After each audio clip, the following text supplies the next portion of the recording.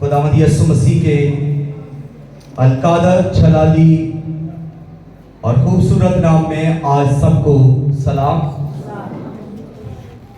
Bible मुकद्दस में से मुकद्दस मरकस की अंजील 30 बाब और उसकी पहली आयत से 6 आयत तक पाक कलाम में से हम अपनी हदायतों रहनुमाई के लिए पढ़ेंगे।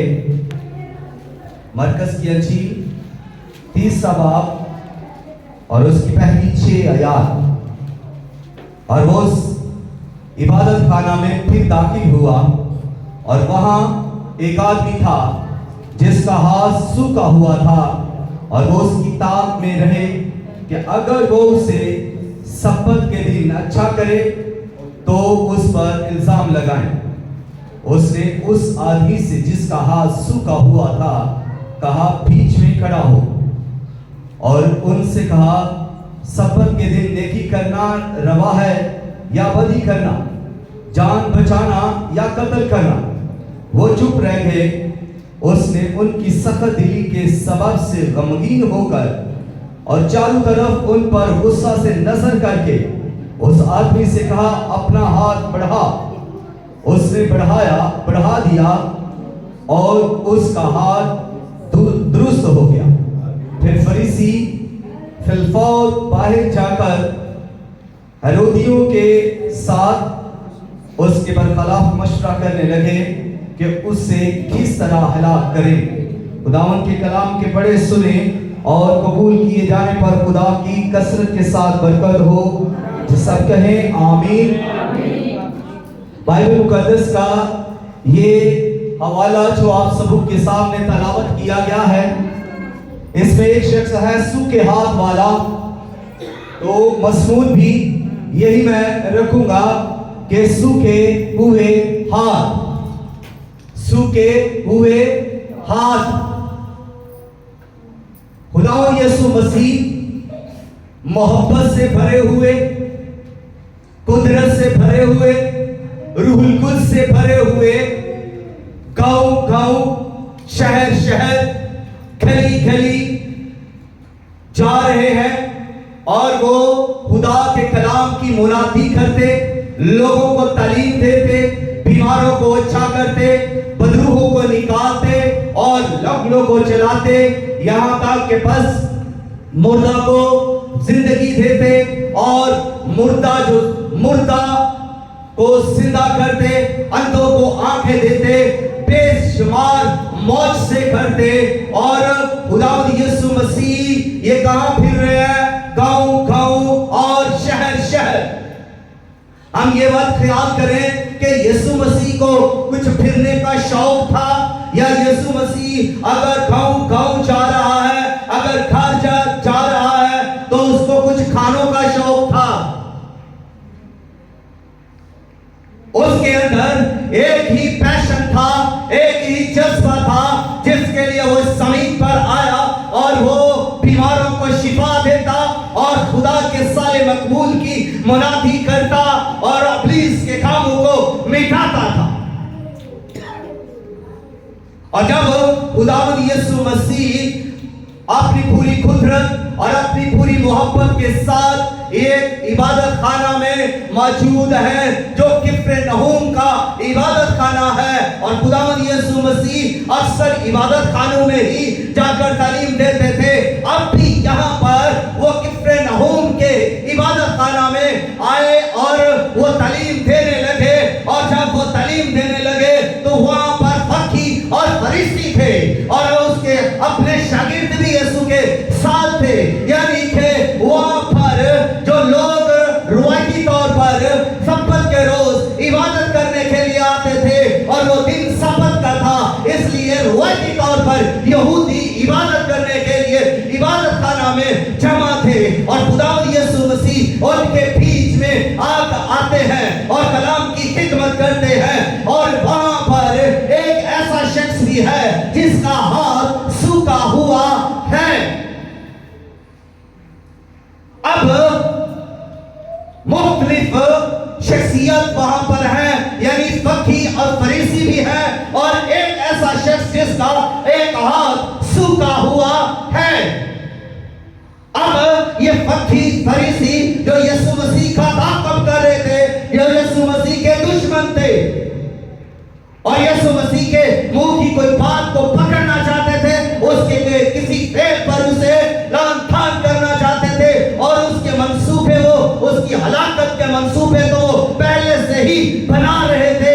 लेकिन खुदावंद यीशु मसीह अपनी कुदरत, अपनी हिकमत और अपनी दनाई के साथ जब वो जा रहा है, रूल कुछ से मसा है, तो कोई भी उस पर हाथ डालने की जुर्रत नहीं कर सका, क्योंकि खुदा का रूह उस पर था। और जब वो इबादत खाना में है तो खुदावंद यीशु मसीह जो आलमुल गायब भी है, जो गायब का इल्म भी रखते हैं, जो दिलों और गुर्दों को भी जांचते हैं, उनके ख्यालों को मालूम करके उनके दिल की शरारत को यीशु मसीह ने अपने रूह में मालूम कर लिया। और जब मालूम कर लिया तो खुदावंद यीशु मसीह ने उनकी सख्त दिली के बायस गमगीनी का इजहार किया। यीशु मसीह गमगीन हुए, गमज़दा हुए, इसलिए कि जो वहां पर लोग थे, जो चर्च के बड़े मैनेजमेंट के लोग थे, जो फकीह और फरीसी, जो शरा के आलिम और मुअल्लिम थे, जो यीशु मसीह के पीछे पड़े हुए थे, उनकी सख्त दिली के सबब से, उनके गरूर के सबब से, उनके ईमान लाने ना लाने के सबब से खुदावंद यीशु मसीह गमगीन हुए। और आज भी खुदावंद यीशु मसीह उनसे गमगीन है जो ईमान नहीं लाते, जो गुनाह को नहीं छोड़ते, जो पति को नहीं छोड़ते, जो अपने गरूर और घमंड में रहते हैं। फिर खुदावंद यीशु मसीह जब उनके दिलों पर निगाह करता है तो खुदावंद यीशु मसीह उनके सख्त दिल के बायस गमगीन होता है। और खुदावंद यीशु मसीह ने उनके सख्त दिल के बायस जब वो गमगीन हुए तो चारों तरफ खुदावंद यीशु मसीह ने नजर उठाई और सबकी तरफ देखकर फिर एक जो शख्स था जिसका हाथ सूखा हुआ था, उससे कहा कि तू बीच में खड़ा हो। और उसको उसने बीच में खड़ा किया और जब बीच में खड़ा किया तो खुदावंद यीशु मसीह ना सिर्फ गमगीन थे बल्कि वो गुस्से से भरे हुए थे और उन्होंने गुस्से से उन पर निगाह की। और खुदावंद यीशु मसीह ने फिर उस शख्स से जो सूखे हाथ वाला था कहा, अपना हाथ बढ़ा। और जैसे ही उसने अपना हाथ बढ़ाया तो उसका हाथ दूसरे हाथ की मानिंद दुरुस्त हो गया।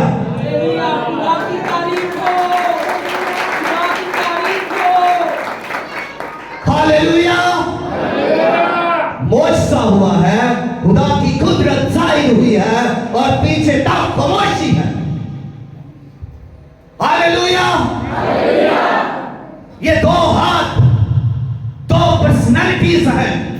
ये दो हाथ, दायां और बायां, सूखा हुआ हाथ और दुरुस्त हाथ, दो पर्सनैलिटी को, दो ग्रुप को सामने लाता है। और तो ऐसे लोगों को जो सूखे हुए हाथ की मानिंद है, उन लोगों में अगर उनकी नुमाइंदगी करते हुए ये हाथ बताता है कि ऐसे लोगों की जिंदगी में कुव्वत नहीं है, ऐसे लोगों में जिंदगी नहीं है, ऐसे लोग बेकार हैं, ऐसे लोग गुनाहगार हैं, ऐसे लोग मगरूर हैं, शकीबाज हैं, मासूर हैं और कमजोर हैं, लाचार हैं और बेबस हैं। और यीशु के हाथ वाले लोग हैं जिनको ये हाथ प्रेजेंट कर रहा है।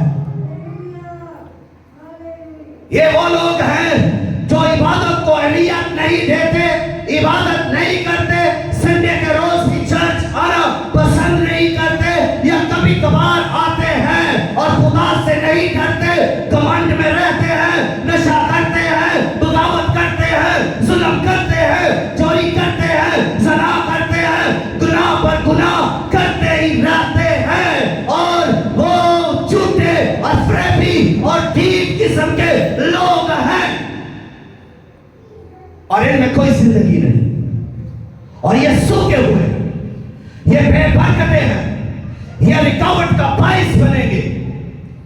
ये इनके पास ना खुद के लिए बरकत है ना दूसरों के लिए इनके पास कोई बरकत है। ये सूखे हुए हैं, यानी दूसरे लफ्जों में ये सूखी हुई जिंदगियां हैं, ये खोई हुई जिंदगियां हैं, ये भटकी हुई जिंदगियां हैं, बेबस और बेकस। ये हवा के सूखे हुए उस पत्ते की मानिंद है जो हवा के दोष पर कहीं भी चला जा सकता है। और ये लोग जो सूखे हुए हाथ वाले हैं, ऐसे लोगों के नाश नखरे बहुत होते हैं। ऐसे लोग आपको हर जगह पर मिलेंगे, आपको घर में मिलेंगे, अपने घर में ऐसे लोग, और ऐसे लोग आपको आपके दफ्तर में मिलेंगे, आपकी फैक्ट्री में भी ऐसे लोग आपको मिलेंगे, फिर आपके चर्च और कलीसिया के अंदर भी ये लोग मौजूद होंगे। और ऐसे लोग ना तो खुद की तरक्की चाहते हैं ना दूसरे की तरक्की। घर में अगर लोग हैं तो आपका भाई जो दुआ नहीं करता, जो बेईमान है, जो खुदा पर तवक्कुल और भरोसा नहीं रखता, वो आपकी बरकत में रुकावट। आपके खानदान में कोई भी हो सकता जिसका हाथ सूखा हुआ है, वो उस सूखी हुई जिंदगी में है, वो खोई हुई जिंदगी में है, वो खुदा से दूर है, वो खुदा के करीब आने की कोशिश नहीं करता। और इसी तरह फैक्ट्रीज के अंदर बहुत सारे लोग आपको मिलेंगे, ठीक हुकार, रियाकार, जो आपकी तरक्की से चलते होंगे, जो आपको आगे नहीं बढ़ने देंगे, जो आपकी टांगे खींचेंगे। वैसे लोग आपको ऑफिस में और चर्च के अंदर भी मिलेंगे। ये लोग सूखे हुए हैं। ताई उसी तरह जिस तरह मिस्र के अंदर इस्राएली थे, वो मिस्र में थे, वो गुलामी में थे, वो कैद में थे, वो सीरी में थे, वो दुख उठा रहे थे, वो सिसक रहे थे, उनके बदन की हड्डियां गिरी जा सकती थी, उनको खाना वक्त पर नहीं मिलता था, उनको पानी वक्त पर नहीं मिलता था, उन्हें मेहनत मशक्कत करनी पड़ती थी। वो खाना बनाते, वो ईंटें बनाते, वो मेहनत करते, वो मार खाते, क्योंकि वो सूखे हुए थे। और फिरौन यही चाहता था कि ये खुदा के लोग तरक्की ना कर जाए, आगे ना बढ़ जाए। उसने उन्हें गुलाम बनाकर रखा हुआ था और वो उन पर तशद्दुद करता था। वो बेबस, बेकस, लाचार और मजदूरों की तरह थे। वो अपनी मर्जी से जिंदगी बसर नहीं कर सकते थे। इसी तरह ये सूखे हाथ वाले लोग हैं, गुलामी के अंदर इब्लीस की गुलामी करेंगे, जादूगरों के पास जाएंगे, बहुत परस्तों के पास जाएंगे, क्योंकि ये तो सूखे हुए हैं, इनके अंदर कोई भी जिंदगी नहीं। और जादूगरों के अंदर कौन सी जिंदगी है, बुत परस्तों के अंदर कौन सी जिंदगी है? ये तो हलाकत के लोग हैं, हलाकत के फर्जंद हैं, ये तो जालिमा हैं, मकरूर हैं, शकीबाज हैं। और अगर आप किसी जादूगर से मिलेंगे तो वो कहेगा मैं तो उसका ऐसा हाल कर दूंगा कि नस्लें भी उसकी याद करेंगी। ये कौन बोल रहा है? ये घमंड है, ये गरूर है, ये शैतान है जो उसके अंदर है और वो घमंड की बातें करता है। बुत परस्त क्या करते हैं? क्या जिंदगी है उनमें? जिंदगी उनमें है जिनमें खुदा है, जिंदगी उनमें है जिनमें खुदा की कुदरत है, जिंदगी उनमें है जिन्होंने अपने आप को खुदा के कदमों में प्रस्तश के लिए, तमजीद के लिए, हमद के लिए रखा हुआ है। जिंदगी उनमें है जो हलीम और फरातन है, जिंदगी उनमें है जो इबादत गुजार और खिदमत गुजार है, जो ठीक नहीं उनमें जिंदगी है, जो इल्जाम लगाने वाले नहीं, जो धोखा देने वाले नहीं, उनमें जिंदगी है। वो जिंदगी के लिए बुलाए गए हैं। और ये वो लोग हैं जो मिस्र में थे, सूखे हाथ वाले। तो इसीलिए वहां पर मिस्र के अंदर क्या था? मिस्र के अंदर खीरे और हंडियां थी। मिस्र से निकलो, कनान में आओ। कनान में दूध और शहद की नदियां बहती है। कनान के अंदर जिंदगी है, खुदा के वादे हैं, खुदा साथ है। इसलिए हमें इस सूखी हुई जिंदगी से निकलकर दूसरी जिंदगी में आना है, जहां पर जिंदगी ही जिंदगी है। जिंदगी का खुदा है, जिंदगी बख्शने वाला, शिफा बख्शने वाला, बरकत बख्शने वाला, मौज से करने वाला यहोवा खुदा, जहां पर साथ साथ चलता है। हमें उस जगह पर आने की जरूरत है। अगर हम उन जगहों पर जाएंगे जहां पर सूखे हुए लोग या खोई हुई जिंदगियां जाती हैं, तो फिर आपको वहां से कोई बरकत नसीब नहीं हो सकती। और अगर आप मसहूब पर आएंगे जहां खुदा का जलाल बहता है, तो फिर आप खुदा की बरकतों को रिसीव करेंगे। ये सूखा हुआ हाथ वाला शख्स जो है, मैंने बताया कि इसके नास नखरे बहुत होते हैं। ये सूखा हुआ हाथ जब वो उसके पास है तो ये बदनमाही पैदा कर रहा है जिस्म के अंदर, क्योंकि ये सूखा हुआ है, इसमें जान नहीं है, इसमें कुव्वत नहीं है। ये बदनमाही पैदा करेगा, ये कोई काम नहीं करेगा, इसके अंदर कुव्वत नहीं है, कोई बरकत को रिसीव नहीं करेगा। ये सूखा हुआ है और ये अकड़ा हुआ भी है। इसको आप कहीं पर भी रखें, ये यहीं पर रहेगा। आप इसको ऐसे भी कर ले, ये ऐसे ही रहेगा, अकड़ा हुआ है। और ऐसी जिंदगियां जो अकड़ी हुई है, इसको कहीं पर भी आप रखें, ये वहां पर अपना अकड़ापन दिखाएंगे। और ये अकड़ा हुआ हाथ, सूखा हुआ हाथ, जिसके अंदर कोई जिंदगी रवा दवा नहीं, इसके अंदर कोई खून नहीं है, कोई जिंदगी नहीं है, मासूरी है। और ये जहां भी आप जाएंगे इसको साथ लेकर जाएंगे। इसको आप अपने से जुदा नहीं कर सकते, इससे आप अपने आप से इसे अलग नहीं कर सकते। ये आपके साथ रहेगा और बदनमाही पैदा करेगा और आपको डिस्टर्ब करता रहेगा।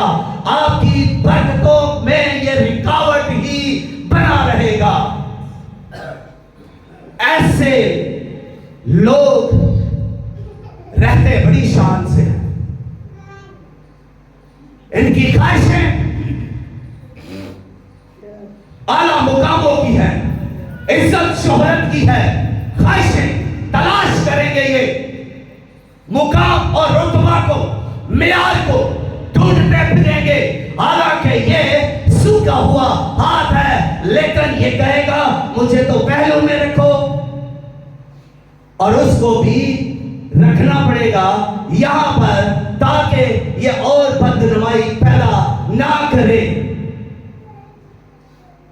रहेगा उसके साथ ही ये सूखा हुआ हाथ। और जब ये हाथ सूखा हुआ है तो आप बाइबल को पढ़ने वाले हैं, कोई शख्स बता सकता है कि इसका कौन सा हाथ दाया या बाया, बाया, दाया या बाया, कौन सा हाथ सूखा हुआ था? तीनों अनाजील के अंदर है ये वाकया, और लूका इसको बयान करता है कि उसका दाना हाथ सूखा हुआ था। उसका दाना हाथ सूखा हुआ था। ये दाना हाथ है, और दाना हाथ की क्वालिटीज है। दाने हाथ के अंदर सोल है। दाना हाथ शहसोई का हाथ है। दाना हाथ बिजनेस करने वाला, लेन देन करने वाला हाथ है। दाना हाथ रिफाकत रखने वाला हाथ है। जब आप किसी से मिलेंगे और जब आप शेक हैंड करेंगे तो दाना हाथ आगे बढ़ाएंगे, और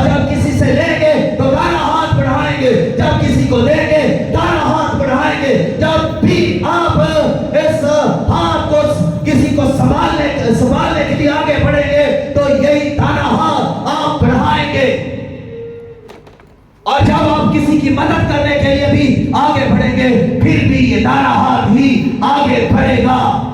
मगर अफसोस कि जिसका हाथ दाना सूखा हुआ है वो क्या कर सकता है? वो किसी से शेक हैंड नहीं कर सकता, वो किसी के साथ रफाकत नहीं रख सकता, वो किसी को दे नहीं सकता, वो बिजनेस नहीं कर सकता, वो किसी को संभाल भी नहीं सकता, वो किसी की भी निगहबानी नहीं कर सकता, क्योंकि उसका दाना हाथ जो शहसोरी का हाथ है, जो कुव्वत वाला हाथ है, वो तो सूखा हुआ है, उसमें तो जिंदगी नहीं है, वो तो मासूर हाथ है, कमजोर हाथ है।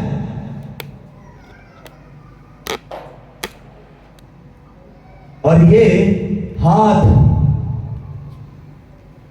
कईयों के सूखे हुए हैं। बहुत सारे लोग आज भी सूखा हाथ लेकर चर्च में आए हैं, क्योंकि जब हदियों की बारी आएगी या यज्ञ की बारी आएगी तो ये जिंदगियां सूखी हुई हैं, देने की जरूरत नहीं पड़ेगी। हाथ सूखा हुआ है, भाई कैसे बढ़ेगा? ताकत वाला, शहसोरी वाला, बरकत वाला हाथ ही आगे बढ़ेगा। जिस हाथ में कुव्वत है, जो हाथ मेहनत करता है, जिस हाथ को पता है कि मैंने बरकतें नसीब की हैं, उस हाथ को यह भी पता है कि उसने देना है। वो सिर्फ लेता ही नहीं, वो देता भी है। और आज अगर आप देने वाले नहीं तो सूखी हुई जिंदगियां हैं। अगर आप पूरी तरह की नहीं देते तो आपकी कमाई के अंदर वो बरकत नहीं है जो यहोवा खुदा ने वादा किया है। आपकी बरकत का, माली बरकत आपके लिए है। और अगर आप लेना ही नहीं चाहते तो वो खुदा का और बाइबल का और किसी खादम का कोई कसूर ही नहीं।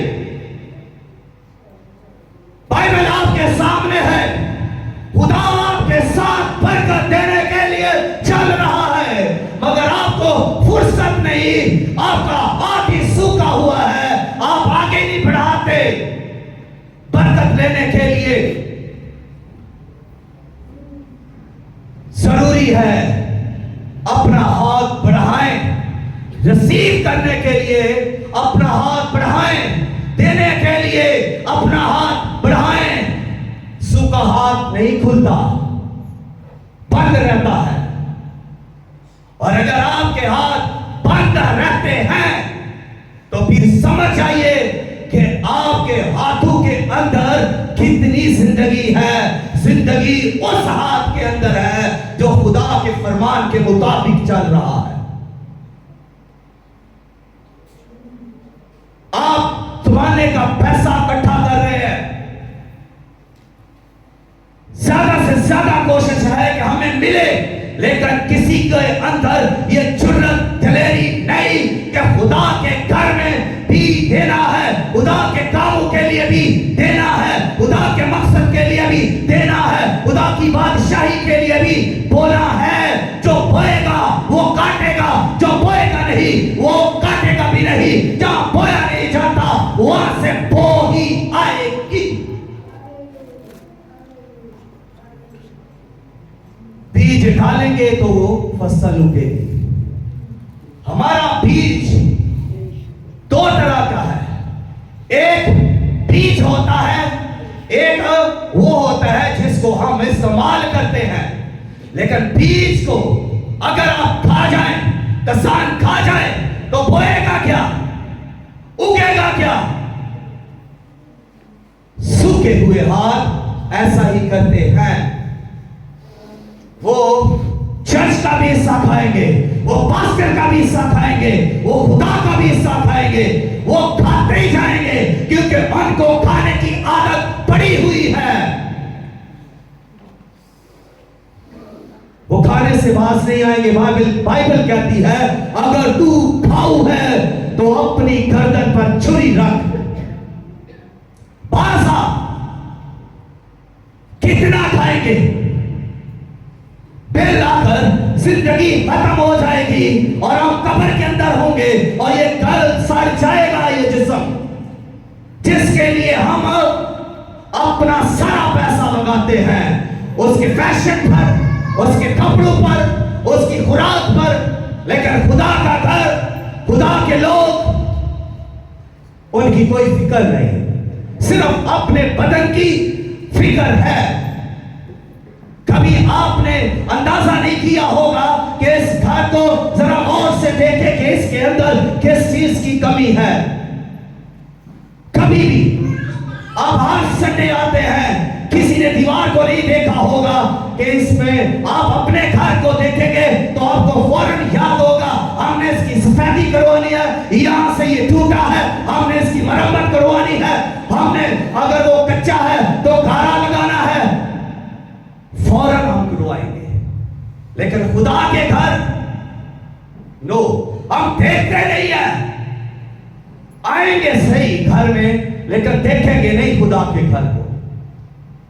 अपनी जरूरतों को हम जरूर देखेंगे लेकिन खुदा के घर की जरूरतों को हम नहीं देखेंगे। आप इब्तिदाई कलीसिया को देखें, अपना सब कुछ बेच बेच कर मुनादी के लिए दे रहे हैं। मुनादी ऐसे नहीं होती,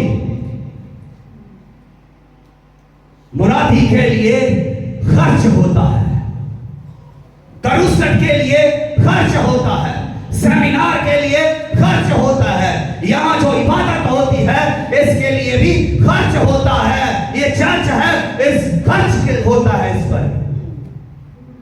तो जब तक हाथ सूखे हुए हैं, आप ना चर्च की बरकत बनेंगे ना अपनी बरकत बनेंगे।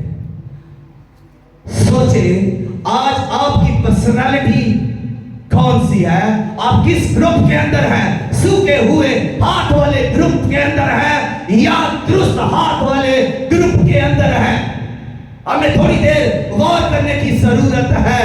उस खुदा यीशु मसीह ने कहा अपना हाथ बढ़ा, अपना हाथ बढ़ा, और जैसे ही उसने अपना हाथ बढ़ाया, वो लिखा है वो हाथ दूसरे हाथ की माने दुरुस्त हो गया, उसके सारे डिफेक्ट खत्म हो गए, उसकी कमजोरी खत्म हो गई, उसकी मसूरी खत्म हो गई, उसकी बेबसी, उसकी लाचारी खत्म हो गई, और वो दूसरे हाथ की माने जिंदगी वाला, बाबरकत, रिफाकत रखने वाला और शहज़ोर हाथ हो गया, दुरुस्त हाथ की मानंद बने।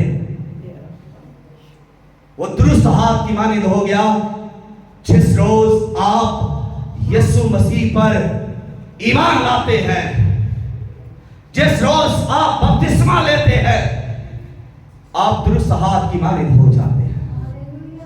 आप उस ग्रुप के अंदर आ जाते हैं जिन्होंने नई पैदाइश पाई है, जिनकी नई इंसानियत है, आप उस ग्रुप में शामिल हो जाते हैं। जो रूहानी है, जो आसमानी है, आप उस ग्रुप में शामिल हो जाते हैं। यीशु मसीह को कबूल करके बपतिस्मा लेकर जैसे ही आप बाहर आते हैं, आप दूसरे ग्रुप में शामिल हो जाते हैं जो दुरुस्त है। बपतिस्मा लेते वक्त इंसान क्या करता है, वो पानी के अंदर जाता है, यानी मसीह के साथ मरता है, फिर दफन होता है, और फिर जब वो ऊपर आता है तो वो जिंदा होता है, मसीह के साथ जिंदा होता है, उसमें मसीह की जिंदगी आ जाती है, मसीह की कुव्वत आ जाती है, उसमें वो खूबियां आ जाती है जो मसीह की है। वो दुरुस्त है, मसीह दुरुस्त है, मसीह रास्त है, मसीह में कोई खामी नहीं, मसीह बेऐब है। और जो लोग उस पर ईमान रखकर बपतिस्मा लेकर निजात पा जाते हैं, वो निजात याफ्ता जिनको मसीह दुरुस्त कर देता है, आप उस ग्रुप में शामिल हो जाते हैं। और जो दुरुस्त हैं वो क्या करते हैं, उनके अंदर शहज़ोरी होती है और वो दूसरों की मदद करते हैं। वो दूसरों के लिए अपना हाथ बढ़ाते हैं ताकि वो बरकत पाए, दूसरों की शिफा का बायस बनते हैं, दूसरों को संभालने का बायस बनते हैं, जो अगर कोई गिर रहा है तो उसको उठाने का बायस बनते हैं। और मसीह ऐसे लोगों को दुरुस्त कहता है, और ऐसे हाथ वाले दुरुस्त हाथ वाले हैं। ऐसी जिंदगियां, सूखी हुई जिंदगियां या खोई हुई जिंदगियां नहीं, बल्कि वो दुरुस्त जिंदगियां हैं जो आसमान की बादशाही में दाखिल होंगी। आमीन। आए अपने कदमों पर थोड़ी देर के लिए खड़े हो और आप सोचना शुरू कीजिएगा कि आप किस ग्रुप में हैं।